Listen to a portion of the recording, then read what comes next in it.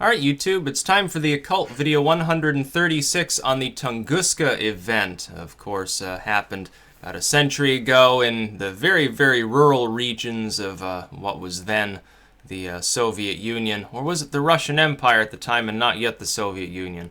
Doesn't really matter. Modern day Russia, of course.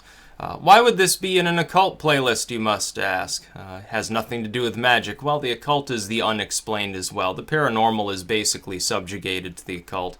You could describe it the other way around. Unexplained phenomena includes the magical side. I prefer the other possible explanation.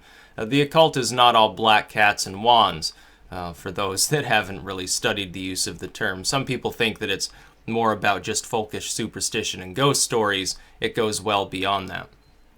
The Tunguska event, of course, what happened at the time is that a massive explosion of some sort was witnessed in the sky, flattening trees for miles around in almost a butterfly pattern of sorts. It was actually recreated many, many decades later by Soviet scientists. They were using literally like matchsticks and using small explosives. They managed to recreate the same pattern, assuming certain height variables and blast size. And the ultimate estimate is that some number of megatons of blast were actually released. Now, this comes long before atomic weapons existed, and the explosion indeed was far larger than any early wave atomic weapon. It was possibly as large as Castle Bravo, some of these very, very large hydrogen bomb explosions that were used, these multi-stage nuclear weapons. So we're witnessing here some sort of phenomenon, but unfortunately nobody thought to really investigate the site for several years after the event because it was seen as mundane. It's like, oh, you know, these peasants and tribal people out there in the middle of the wilderness, they saw a big explosion in the sky. It, you know, ripped apart trees and broke windows and stuff. But who really cares? The Soviet Union only ended up actually bothering to study the site when somebody suggested, oh, well, if this is a meteor, there could be all sorts of easily obtained ore from that.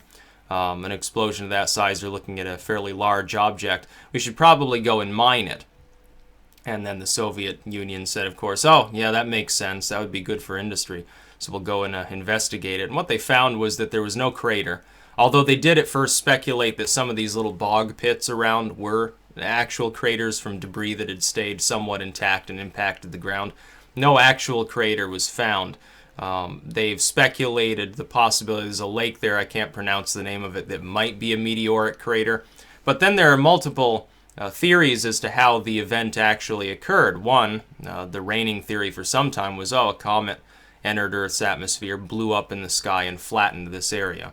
And because of the composition of a comet, back then they used the term dirty snowball. We now know that's not entirely accurate, although it does have a lot of like frozen gas and ice and so forth of different types.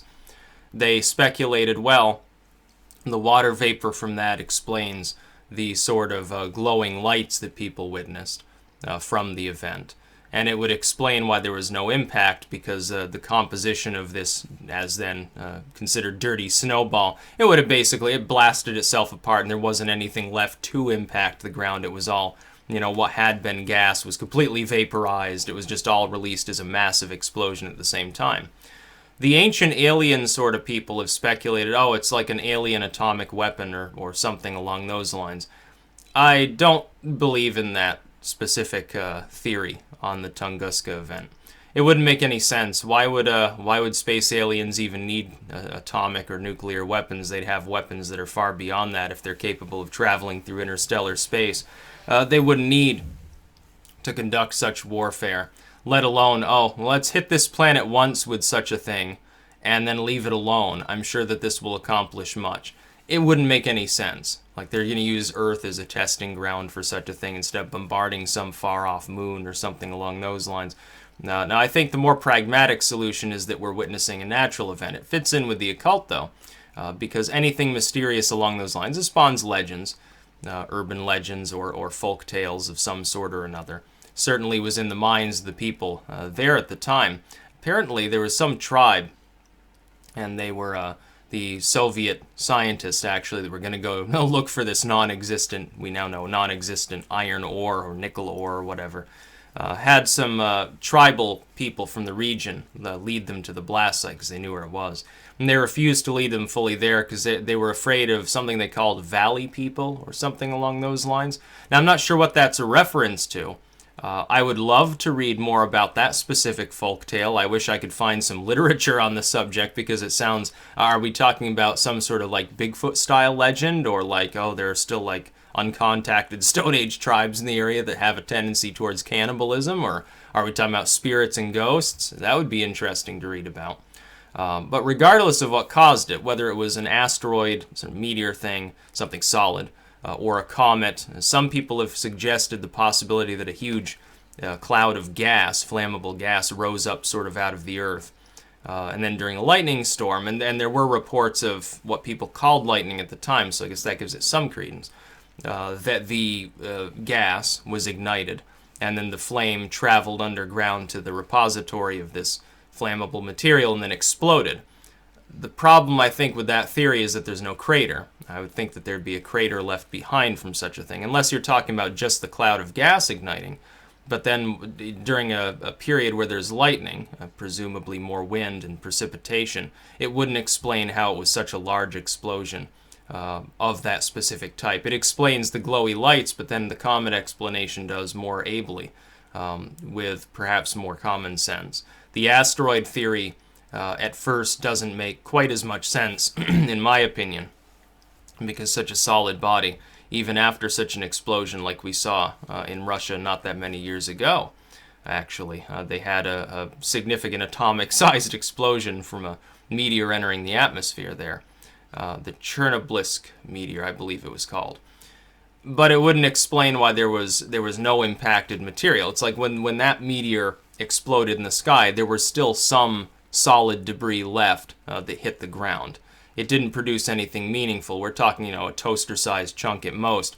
Nothing like that was found in the wake of Tunguska. And because the local natives apparently wouldn't even go to that area, they weren't harvesting any solid remains and removing them. The composition, once studied in trees, there appeared to be high in nickel, so that could be indicative of such a thing, but it could also indicate a comet that just has a weird composition. I think the comet theory fits in best, specifically because there's no major debris left behind. You would think that that wouldn't happen with an asteroid or an iron meteor. It wouldn't happen as far as having no crater with a gas explosion, probably. So I think comet fits in best. The ancient alien stuff we can leave aside for the Tunguska event. It's been talked about before. Some people said, somehow some group of people, either within the Soviet Union or somebody else, actually managed to make an atomic weapon at the time. But because of the actual size of the explosion, it couldn't have been a primitive atomic weapon. It wouldn't have done nearly so much damage. It had to be some sort of object blew up in the sky and left no significant remnant behind. And that makes it mysterious because we still to this day don't actually know what it was. We can study the sort of chemical effects on trees from the time period, from lumber, or in these little bog pits and so forth. But there's no crater. There are no large chunks of debris left behind. Unfortunately, over the long span of time, you could have other meteors and so forth. Little bits of debris that make it through and do deposit material that might get conflated with that original event.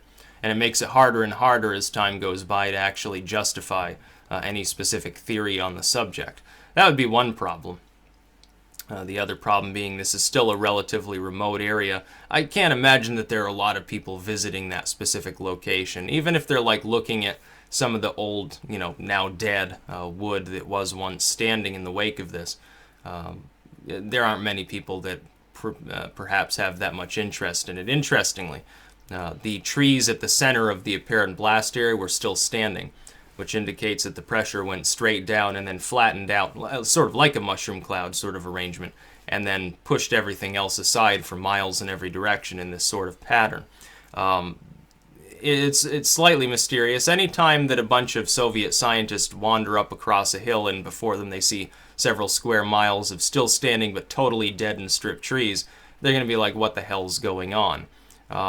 Not necessarily a supernatural event. It's one that has a natural source, but it's one that is still unexplained to this day. After decades and decades of constant theory and study, they don't even know specifically what object blew up in the sky to cause it. I suppose the ancient aliens phenomena, yeah, you could use that as an explanation. They just decide to fire a big rock at the planet for no reason at major speed. But I think perhaps the Comet Theory fits in best with the Tunguska event. That's about all. Peace out.